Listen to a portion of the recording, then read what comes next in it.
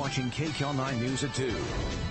Joan Steffend, most recognized as the host of HGTV's Decorating Sense. Today, she's joining us to tell us all about a new book. Yeah, it's called And She Sparkled. And in it, she talks about her own journey of self-discovery. Joan, welcome. Thank you very much. Do I sparkle?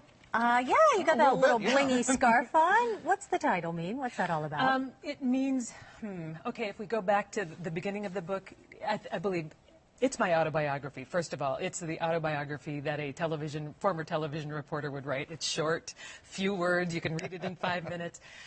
The idea is that you begin life beautiful, sparkly. You know, you emanate exactly who you are. You know who you are.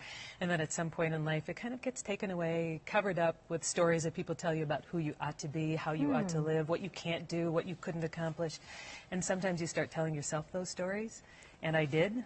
And I was lucky enough to rediscover the fact that I am still sparkly and unique and wonderful. And so it's that journey. I was reading where you didn't actually start out to write a book. You were actually just kind of jotting down some notes. No, I was going through a time in my life where I thought, you know, I've got exactly what I considered to be success. I had a great job on Home and Garden. It was in 87 million homes. I had been a news anchor. I had a beautiful family, great house, and I thought this is what success was supposed to be. And I felt sad, and I couldn't figure out why. And so I was coming home from a trip to Puerto Rico. I was on a plane, and I took out a notepad and started writing to myself. Thought if I wrote my autobiography, I could figure out why I wasn't feeling what I thought I should be feeling. And this is what came out. About 2/3 of it came out on the plane. So what is the essence of the book, of your story? How do you go from being sad to being sparkly again? I figured out that what was missing was my absolutely authentic self. I went on, you know, maybe it sounds cliched, but a journey of self-discovery where I knew then, after I had started writing this book, that there was just me missing from my life. I was going through other people to figure out what I ought to be or how I ought to express myself.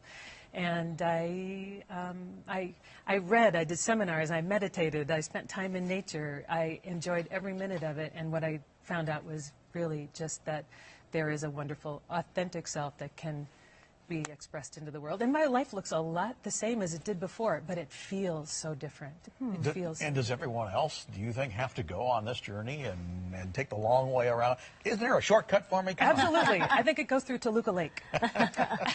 No, maybe not. But the interesting thing is that when I started sharing this book, even before it was in book form, my sister, for example, said, "Oh my gosh, you wrote my story." I shared it with friends. They said, "Oh, you wrote my story." And so that's the kind of response that I've been getting. And we've actually gone into a second printing now because apparently people are recognizing themselves and their own journey in it. And it's called And She Sparkled, but it's not just for us girls. It's for guys, too. No, fascinating. Men have been coming up and talking to me about how, well, they'll usually kind of sidle up to me sideways and say, it's my story, too. And I've actually had one man, you know, look at a particular page in the book and say, this is where I am right now. And he reads it every night. And I found out there's a music teacher in Madison who's now using it in his class because it resonated with him so deeply. So, no, it's not just for women, and it looks like it's for children, but it's really for anybody who's ever been a child and lost the joy of it.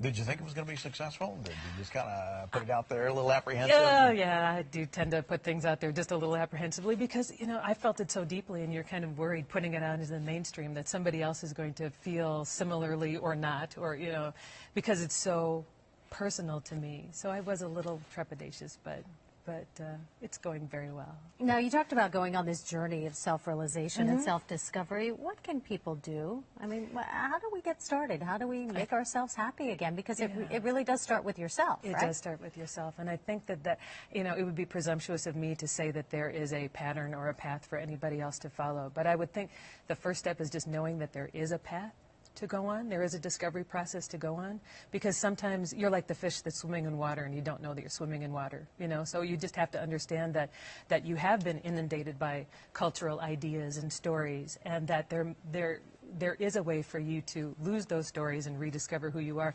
To me, nature and silence are two really huge teachers. And that might be counterintuitive to some people, But for me, those were huge. I was kind of curious whether you've talked to any psychologists about what you're doing, Nah. about what you did, and whether they actually concur and say, hey, you're actually right on in a clinical sense. I will say yes, they concur. Actually, right on. The experts agree. Yeah. Well, there was a rebellious Catholic priest. I was reading some of his work the other day, and he was saying that the first half of our life we build a container for ourselves, and in the second half you fill that container. And to me, that feels like what my story's about. Very interesting. That's great. Thank you very much, you. Joan, for being here. It was Appreciate fun. it. Thanks. All right, Joan's going to be signing her book tonight. She's going to be at Fleur de Lis. That's in Costa Mesa from 5 to 8. She's getting a rousing applause in the studio. That's from Paul Majors. Thank you very much. Old friend, Paul Majors. The address of the bookstore, 369 East 17th Street. For more information on Joan Steffend and her new book, and it's called And She Sparkled. Just go to our website, KCAL9.com, click Scene on TV. You said you were an anchor in Minneapolis, and you worked with Paul Majors. I did. I used to have to withstand, Paul Majors from time to time. I'm sorry. We know what you're talking about. My favorite memory is reading the news next to him and having him reach over and just take the lever of the chair I was sitting on to you, too? and drop me to the floor. Oh, my. We know what that's like. He's a lot of fun. Yeah, yes. Thanks for being with us. You're welcome. Thank you. All right, the nation's largest